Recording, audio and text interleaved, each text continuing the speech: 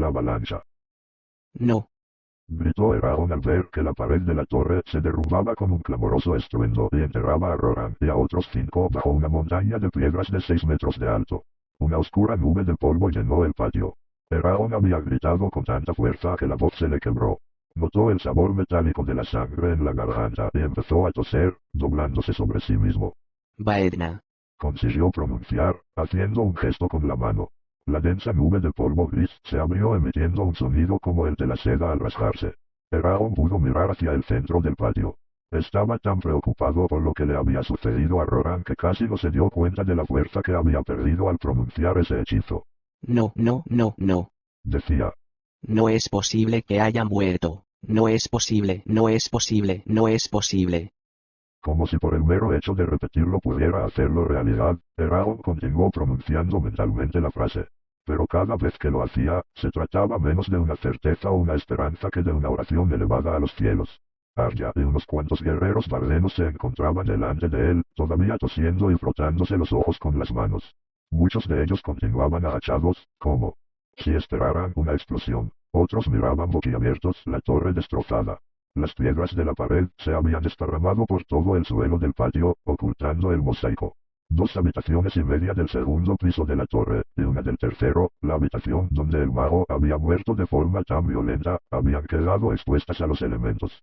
Las estancias y sus muebles se veían sucios y gastados a la luz del sol.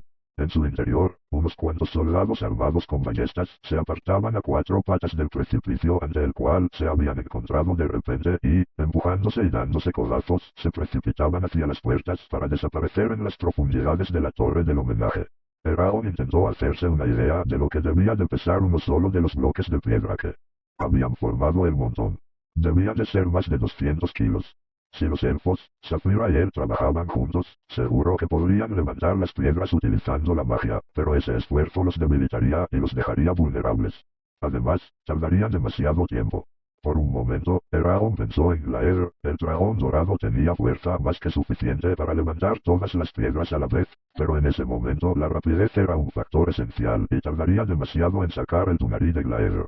Y, en cualquier caso, Eragon sabía que no conseguiría convencer a Glaeer de que hablara con él, y mucho menos de que lo ayudara a rescatar a Roran y a los demás hombres. Entonces recordó la imagen de su primo justo antes de que la avalancha de piedras cayera sobre él, de pie, debajo del arco de la puerta de la torre. De repente, con un sobresalto, comprendió lo que tenía que hacer. Saphira, ayúdalos. Gritó Eragon al tiempo que tiraba su escudo al suelo y se lanzaba a la carrera. Oyó que, a sus espaldas, Arya decía algo en el idioma antiguo, una frase corta que podía ser algo así como, esconde esto. Al instante vio que la elfa se colocaba a su lado y corría con él llevando la espada en la mano, lista para presentar batalla. Al llegar al pie del montón de piedras, Eragon dio un salto tan alto como le fue posible y cayó sobre un pie encima de uno de los bloques, desde donde se impulsó otra vez hacia el siguiente. Así continuó, como una cabra que escala la pendiente de un precipicio. No le gustaba poner en peligro la estabilidad de las piedras, pero esa era la manera más rápida de llegar a su destino. Con un último esfuerzo, Eragon saltó al interior del segundo piso y cruzó la estancia corriendo. Abrió la puerta del otro extremo con un empujón tan fuerte que rompió las bisagras y la puerta salió volando hacia el pasillo con los tablones de madera hechos añicos. Eragon corrió por el pasillo. Su propia respiración le resonaba en los oídos, como si los tuviera repentinamente llenos de agua. Eragon redujo la velocidad al ver que se acercaba a una puerta abierta, al otro lado de la cual 5 hombres armados discutían mientras señalaban un mapa. Ninguno de ellos se dio cuenta de la presencia de Eragon, que continuó corriendo. Al girar una esquina, chocó contra un soldado que caminaba en dirección contraria y se golpeó la frente contra el borde de su escudo. Aturdido y con la visión borrosa, Eragon se sujetó al escudo y los dos recorrieron el pasillo agarrados y forcejeando como 2 bailarines borrachos. El soldado, mientras luchaba por mantener el equilibrio, soltó una maldición. ¿Qué te pasa, maldito? Empezó a decir, pero en cuanto vio el rostro de Eragon, abrió los ojos con sorpresa y exclamó. ¿Tú? Sin esperar, Eragon clavó el puño en el estómago del soldado, justo debajo de las costillas, con tanta fuerza que éste salió volando por los aires y fue a chocar contra el techo. Yo. Asintió Eragon, cuando el soldado cayó al suelo, sin vida. Continuó corriendo por el pasillo. La velocidad de su pulso parecía haberse doblado desde que había entrado en la torre, y se sentía como si el corazón estuviera a punto de estallarle en el pecho. ¿Dónde está? Pensó mientras miraba, frenético, por otra puerta que daba a una habitación vacía. Por fin, al otro extremo de un lúgubre pasillo secundario, vio una escalera de caracol. Se lanzó escaleras abajo, saltando los escalones de 5 en 5 en dirección al primer piso, y solamente hizo una pausa para empujar a un sorprendido arquero que le entorpecía el paso. La escalera terminaba en un cámara de techos altos y abovedados que recordaba la catedral de Drasleona.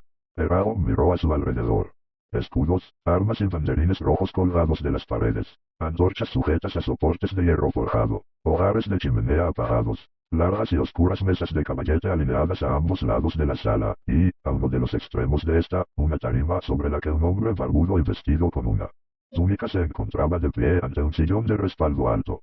A la derecha, entre él y las puertas que conducían a la entrada de la torre, había un contingente de unos 50 soldados o más. El gesto de sorpresa de los soldados hizo brillar el hilo de oro de sus casacas. ¡Matadle! Ordenó el hombre de la túnica, pero su tono de voz era más de miedo que de mando. Quien le mate recibirá una tercera parte de mi tesoro. Lo prometo. Eragon sintió una profunda frustración al verse entorpecido otra vez. Sacó la espada de su funda, la levantó por encima de la cabeza y gritó. Brising. Inmediatamente, unas furiosas lenguas de fuego azul rodearon el filo de la espada y danzaron hacia la punta. Eragon notó el calor del fuego en la mano, el brazo y un lado de la cara. Entonces, bajó la mirada hasta los soldados y gruñó. Fuera. Los soldados dudaron un instante, pero al final dieron media vuelta y salieron huyendo. Eragon cargó hacia adelante sin hacer caso de los aterrorizados soldados que se habían quedado rezagados y que se encontraron al alcance de la espada llameante. Uno de esos hombres tropezó y cayó delante de él, pero Eragon saltó por encima sin ni siquiera rozarle la bola del yelmo. El aire que levantaba a su paso empujaba las llamas de fuego de la espada hacia atrás, como crines de un caballo al galope. Al llegar a la doble puerta principal de la sala, encogió los hombros y la atravesó como una bala, saliendo a una sala larga y ancha rodeada de unas recámaras repletas de soldados, y engranajes, poleas y otros mecanismos que se utilizaban para subir y bajar las puertas de la torre, y continuó corriendo a toda velocidad hasta un rastrillo que cortaba el paso al lugar en que Roran se encontraba cuando la pared de la torre se había desmoronado. Sin detenerse, cargó contra el rastrillo con todas sus fuerzas y el hierro se doblegó un poco, pero no consiguió romperlo. Eragon dio un paso atrás, vacilante. Se concentró una vez más en canalizar la energía almacenada en el interior de los diamantes de su cinturón, el cinturón de Velot el Sabio, hacia Brisingr, vaciando las piedras preciosas de su valioso contenido, para encender su espada con un fuego de una intensidad casi insoportable. Luego, con un grito, levantó el brazo y descargó un golpe de espada contra el rastrillo.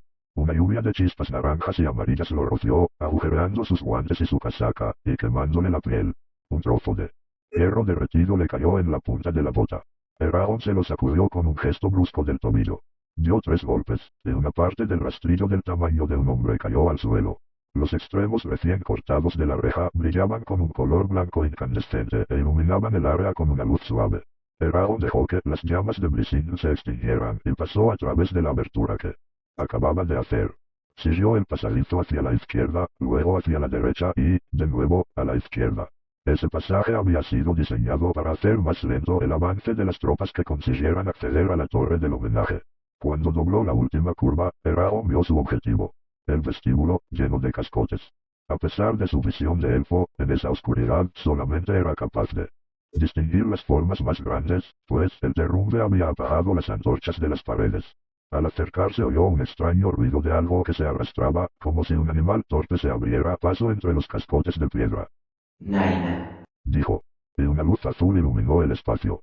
Allí, delante de él y cubierto de tierra, sangre, ceniza y sudor, vio a Roran, que, con una mueca terrible, luchaba con un soldado entre los cuerpos de 2 hombres muertos. El soldado cerró los ojos para protegerse de la inesperada luz, y Roran aprovechó esa distracción para obligarlo a ponerse de rodillas. Entonces cogió la daga que su oponente llevaba en el cinturón y se la clavó en el cuello. El soldado sufrió 2 convulsiones y murió. Roran se levantó, resollando. Unas grandes gotas de sangre le caían de los dedos de las manos hasta el suelo. Miró a Eragon con una expresión extrañamente fría y dijo. Ya era hora de que... Pero, en ese instante, su mirada se perdió y se desmayó.